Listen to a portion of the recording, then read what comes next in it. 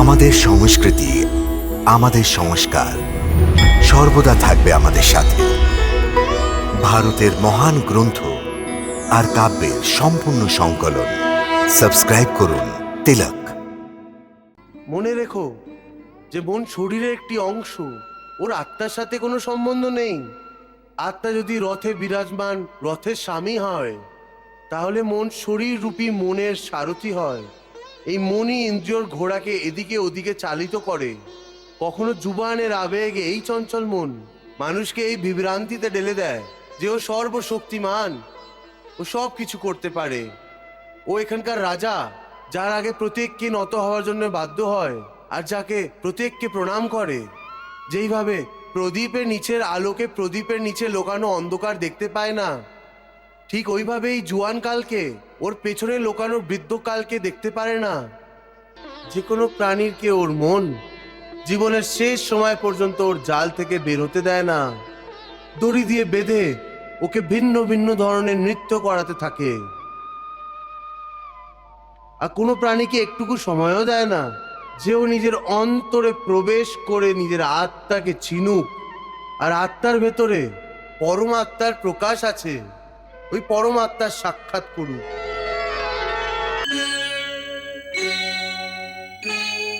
হে কেশব, এইসব স্বীকার করে যে আত্মা নিত্যে সনাতন এবং অজন্মা, ওকে শস্ত্র কাটতে পারে না, আগুন জ্বালাতে পারে না, তা সত্ত্বেও প্রাণীর আত্মাকে দুঃখ সুখ, শোক খুশি, মান অপমান, ব্যথা এবং আনন্দের অনুভূতি কি করে হয়?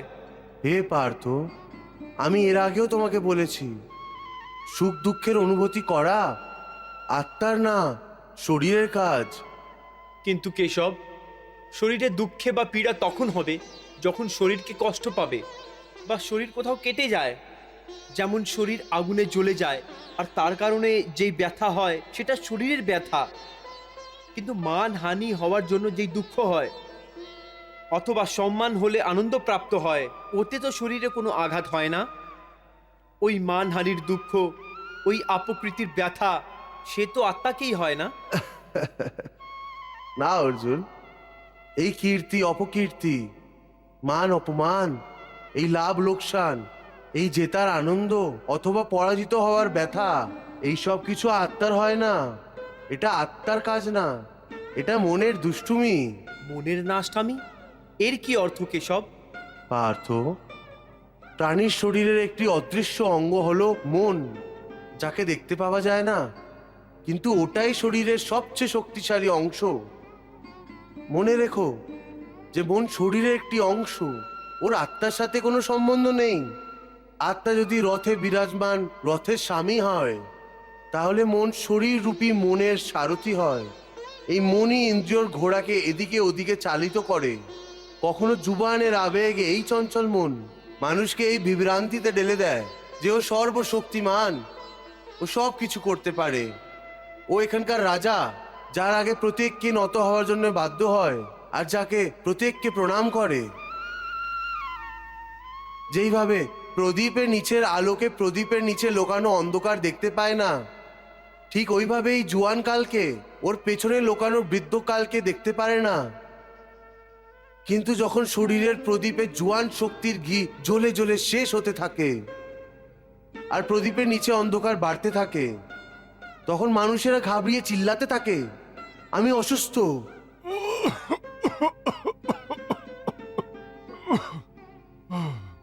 আমি অসুস্থ, আমি দুঃখে,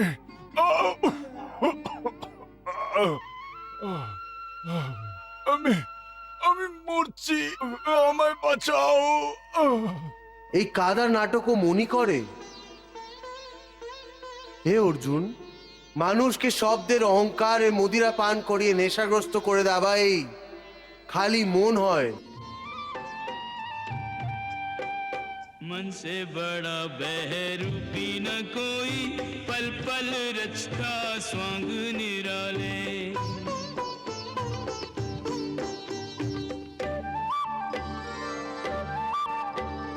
माया ममता में उलझा रहे वो, पड़ जाए जो मन के पाले। मन के बहकावे में ना मन के बहकावे में ना मन राह भुलाए भ्रम में डाले मन के बहकावे में ना मन राह भुलाए भ्रम में डाले तू इस मन का दास न बन इस मन को अपना दास बना ले तू इस मन का दास न बन इस मन को अपना दास बना ले বাহ প্রভু বাহ, ওর হাতেই আছে মোহ মায়ার জাল, যেটাও মানুষের কামনার ওপরে ডালতে থাকে আর ওকে নিজের বশে করতে থাকে। এই মন শরীরের সাথেও মোহ করে, নিজের আনন্দের সাথেও মোহ করে, নিজের দুঃখের সাথেও। আনন্দে থাকার সময় আনন্দের গীত গায় আর দুঃখের সময় দুঃখের গীত গুনগুনায়। নিজের দুঃখতে অন্যদেরকে মিশিয়ে ও প্রসন্ন হয়। যে কোনো প্রাণীরকে ওর মন জীবনের শেষ সময় পর্যন্ত ওর জাল থেকে বেরোতে দেয় না, দড়ি দিয়ে বেঁধে ওকে ভিন্ন ভিন্ন ধরনের নৃত্য করাতে থাকে।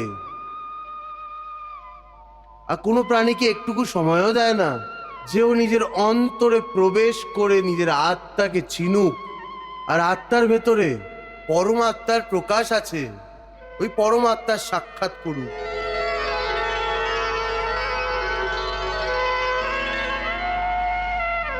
হে সঞ্জয়, নিজের পরম আত্মার প্রাপ্তির ইচ্ছে প্রত্যেক মানুষেরই হয়। আমার মনেও এই ইচ্ছে আছে, কিন্তু পরম আত্মাকে দেখার সৌভাগ্য আমার আজ পর্যন্ত হয়নি। কি করে হবে মহারাজ? কেন? আমি অন্ধ এই জন্য? না মহারাজ, নিজের প্রভুর দর্শনের জন্য শরীরের নয়, মনের চক্ষুর প্রয়োজন হয়। কিন্তু আপনি আপনার অন্তর্চক্ষু বন্ধ করে রেখেছেন, তাহলে আপনি প্রভুর সাক্ষাৎ কিভাবে পেতে পারবেন? আর যদি মনের চোখ খোলা না থাকে, তাহলে প্রভু যদি চোখের সামনেও আসেন, তাকে দেখা যাবে না। প্রভু, সঞ্জয় এটা কি ঘুরিয়ে পেঁচিয়ে কথা বলছে?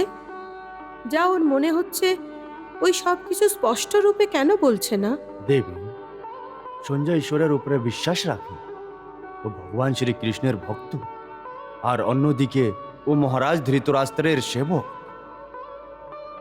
সেই জন্য ওকে নিজের ভক্তি এবং নিজের সেবা ধর্ম দুটোই রক্ষা করতে হচ্ছে। না ও ভগবান শ্রীকৃষ্ণের প্রভুতের বিরুদ্ধে কিছু বলতে পারবে, আর নাই নিজের স্বামী মহারাজ ধৃতরাষ্ট্রের ইচ্ছে বিরুদ্ধে। সেই জন্য ও স্পষ্টভাবে কিছুই বলতে চায় না। এই দ্বিধা থাকা সত্ত্বেও সঞ্জয় সুচতুরভাবে সত্যি কথাটা বলে দিল যে ভগবানের দর্শনের জন্যে শরীরের থেকে অনেক বেশি মনশ্চক্ষুর আবশ্যকতা হয়। আর মহারাজ ধৃতরাষ্ট্র শরীর এবং মন দুটি চক্ষেই অন্ধ। সঞ্জয়, তোমার কথাও শ্রীকৃষ্ণের কথার মতোই অনেকটা ঘোরানো পেঁচানো। আমি বুঝতে পারি না। তুমি আমাকে এটা বলো যে এই সময়ে কুরুক্ষেত্রে কি হচ্ছে? হে পার্থ, প্রাণীর জন্য এটা প্রয়োজন যে যে প্রাণী নিজের মনকে আয়ত্তে করে নিজের অন্তরে উকি দিয়ে আত্মাকে দেখুক, তখন ওই আত্মার ভেতরে ও পরমাত্মার প্রকাশ স্পষ্টভাবে দেখতে পাবে।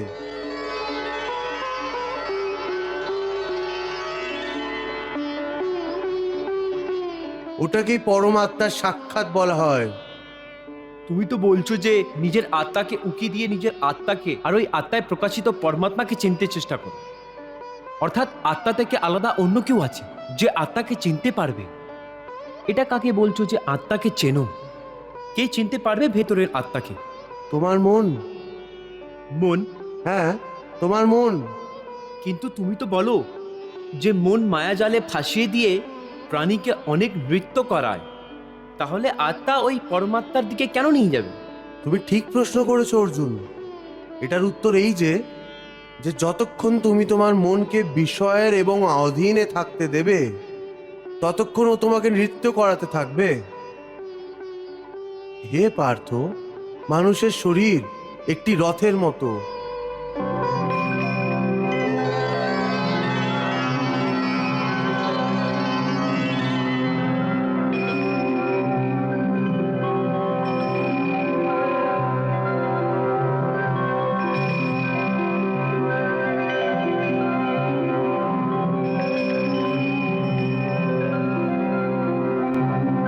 এই রথের যে ঘোড়া আছে, ওদের মানুষের ইন্দ্রিয় মনে করো।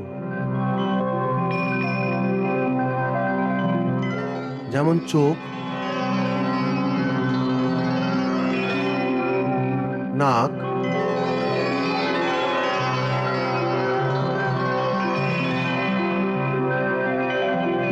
কান,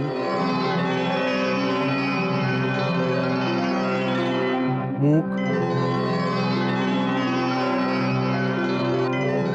জিহ্বা ইত্যাদি। এই ইন্দ্রিয় রূপী ঘোড়াকে যে সারথি চালায়, ওই সারথিই মন।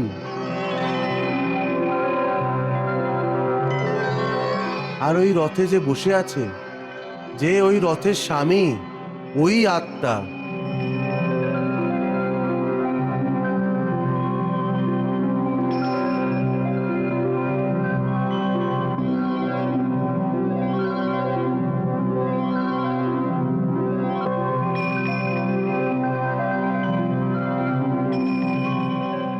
মানুষের ইন্দ্রিয় নিজের বিষয়ের দিকে আকর্ষিত হতে থাকে।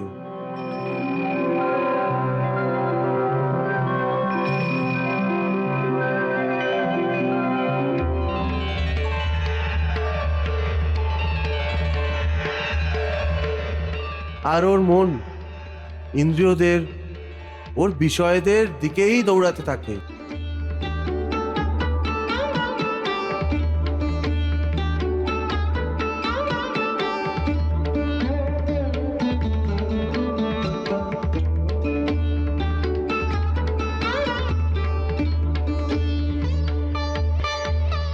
এটা ততদিন পর্যন্তই হতে পারে যতক্ষণ জীবাত্মা নিজের মনকে নিজের আয়ত্তে আনতে পারে না। যতক্ষণ মন আয়ত্তে আসবে না, ততক্ষণ ও ইন্দ্রিয়দের বিষয়ের দিকেই দৌড়াতে থাকবে। বিষয় ওনাকে ডাকে, আর ইন্দ্রিয় ওদের দিকে দৌড়ে যায়। আর মন জীবাত্মার কোনো চিন্তা না করেই রথকে ওই দিকে টেনে নিয়ে যায়। কিন্তু যখন তুমি স্বয়ং মনের অধীনে না থেকে মনকে নিজের অধীনে করে নেবে, তখন ওই মনই একজন ভালো সারথীর মতো তোমার শরীর রূপী রথকে সোজা প্রভুর চরণে নিয়ে যাবে। मन है शरीर के रथ का सारथी, रथ को चाहे जिधर ले जाए।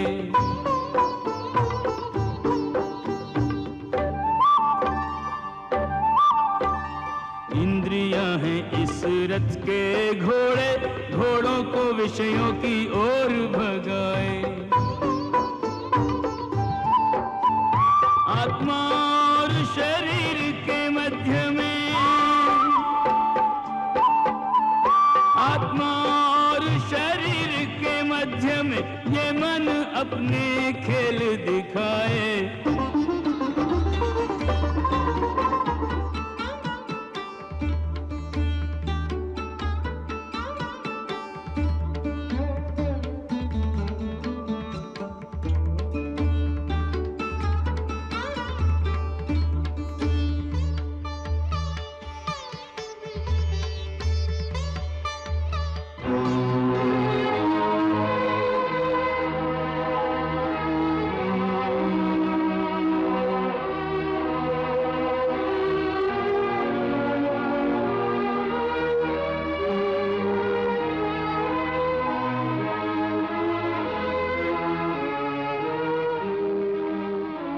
मन को वश में कर ले जो योगी वो इसी रथ से मोक्ष को जाए मन को वश में कर ले जो प्राणी वो इसी रथ से अनंत को जाए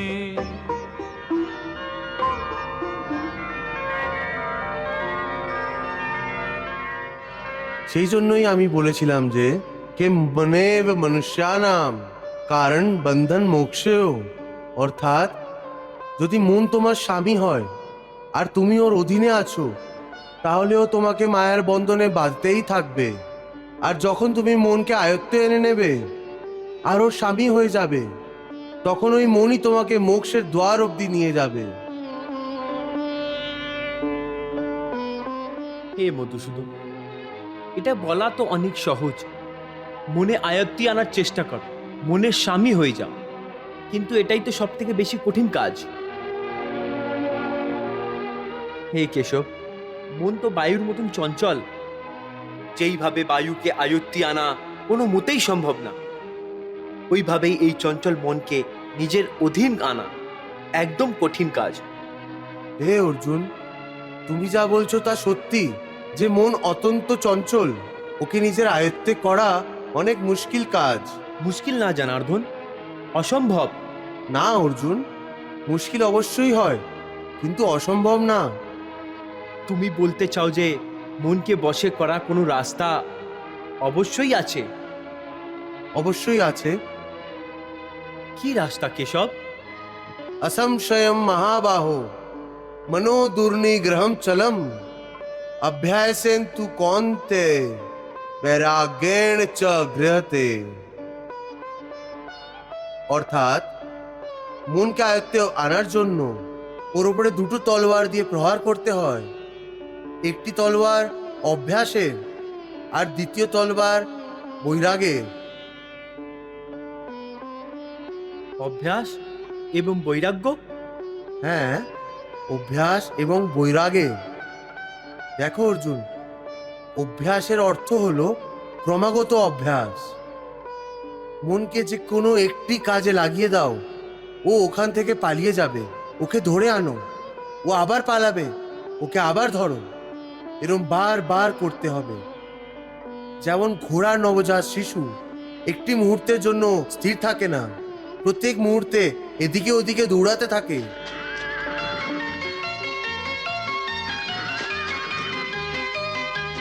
ওইভাবেও মনই প্রত্যেক মুহূর্তে এদিকে ওদিকে দৌড়াতে থাকে। একটি চঞ্চল ঘোড়ার মতো মনও বড় চঞ্চল হয়। আর এই ধরনের চঞ্চল মনকে আয়ত্তে আনা ততটাই কঠিন যেমন কোনো ক্রোধী ঘোড়াকে আয়ত্তে আনা। এই ধরনের ঘোড়াকে আয়ত্তে আনার জন্য ঘোড়া চালক যত জোর লাগায় ঘোড়া ততটাই বিরোধ করে আর বারবার মালিককেই নিচে ফেলে দেয়। কিন্তু যদি ঘোড় সবার দৃঢ় সংকল্প নেয় তাহলে শেষ পর্যন্ত ওই ক্রোধীর ঘোড়ার ওপরে বসে সওয়ারি করতে আরম্ভ করে দেয়। ব্যাস, তারপর ওই ঘোড়াই মালিকের নির্দেশ অনুযায়ী চলে।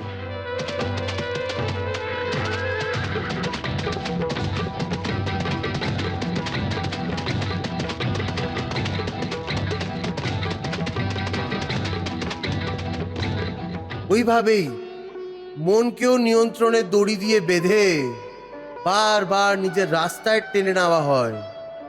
এইভাবেও শেষ পর্যন্ত নিজের স্বামীর কথা শোনা আরম্ভ করে দেয়। এটাকেই বলা হয় অভ্যাসের তলোয়ার চালানো। যদি অভ্যাসের তলোয়ার চালিয়েই মন রাস্তায় চলে আসে, তাহলে ওই অন্য বৈরাগ্যের তলোয়ারের কি আবশ্যকতা? ওর প্রয়োজন এই জন্যে আছে যে একবার ঠিক রাস্তায় আসার পর মন আবার থেকে ওই পুরনো রাস্তায় না চলে যায়। কারণ ওই পুরনো রাস্তায় ইন্দ্রিয়ের বিষয়গুলি ওকে সর্বদা আকর্ষিত করতে থাকবে।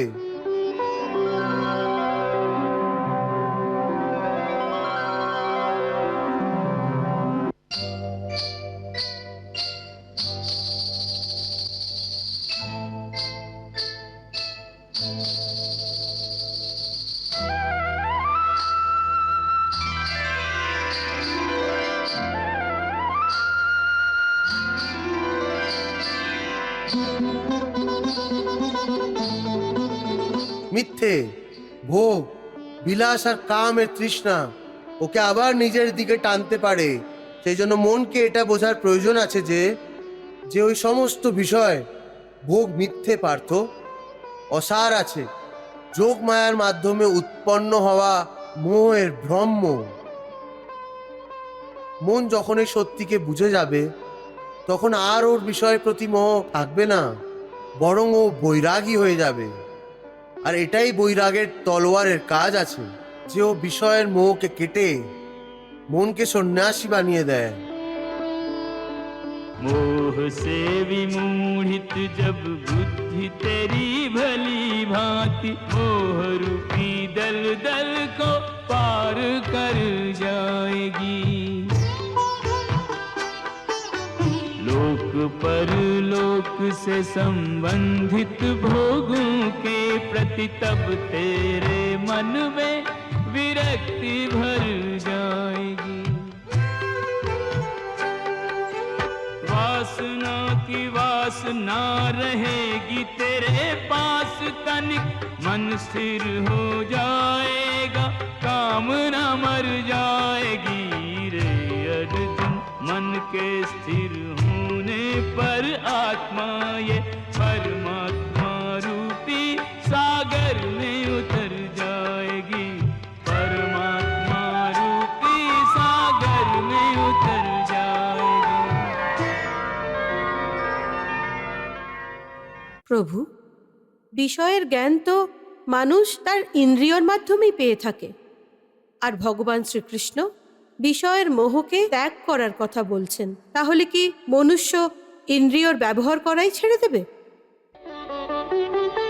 না দেবী, বিষয়ের মোহকে ত্যাগ করার অর্থ এই না যে মানুষ ইন্দ্রিয়ের প্রয়োগ করাই ছেড়ে দিক। ভগবান এই ইন্দ্রিয়গুলি অর্থাৎ এই নাক, এই কান, এই চোখ, এই জিহ্বা আর চামড়া প্রদান এই জন্যই করেছেন যে ও নিজের এই মাধ্যমে জীবনের আনন্দ নিজেই নিক, আর প্রভুর বানানো এই সৃষ্টিতেও চতুর্দিকে আনন্দ বিলিয়ে দিতে চেষ্টা কর। প্রকৃতির সৃষ্টিতে রং, রূপ, রস, সঙ্গীত, স্পর্শ এবং ভিন্ন ভিন্ন সুগন্ধের রচনা এই জন্যই করেছেন যে যাতে প্রাণীদের থেকে সুখ পায়। সেই জন্য মানুষের প্রয়োজন যে নিজের চোখ দিয়ে সৃষ্টি দর্শন করুক, সৃষ্টিতে চতুর্দিকে যে রং ছাড়িয়ে আছে তাকে দেখুক, ফুলকে দেখুক, তারাকে দেখুক, চাঁদ এবং চাঁদের আলোর আনন্দ উপভোগ করুক, রঙিন পাখিদের দেখুক, পাখির অদ্ভুত এবং সুন্দর সঙ্গীতের রস নিক, কোকিলের কুহু কুহু ডাক শুনুক, ঝর্ণার সঙ্গীত শুনুক, জুহি, বেলা, মোগরা, কস্তুরী এবং শ্রাবণের প্রথম বর্ষায় পৃথিবী থেকে যে সুগন্ধ বেরোয় তার আনন্দ উপভোগ করুন। আর যেমন ভাবে একজন মায়ের নিজের বাচ্চার কোমল গালকে ছুঁয়ে ওকে চুমু খেয়ে ওর কোমল স্পর্শে প্রাণ ভরে যায়, ওইভাবেই ভিন্ন ভিন্ন স্পর্শের আনন্দ নিই। আর এই সব কিছু যে রচনা করেছে সেই প্রভুর লীলার গুণ গাক। কিন্তু এই সব বিষয়ের ভোগ করার সময় মানুষ বিষয়ের দাস না হয়ে গিয়ে বরং একজন কর্মাগরীর মতো অধিকার মুক্ত হয়ে যেন ওকে ভোগ করে। ভোগকে ভোগের মতন না, বরং যোগীর মতন ভোগ করুক। আর এই সব করার সময় ধৈর্য এবং ভরসাময় যেন না হারায়। প্রভু ভোগের ত্যাগের কথা বলছেন না দেবী, উনি তো ভোগ বিলাসে আসক্তিকে ত্যাগ করার কথা বলছেন।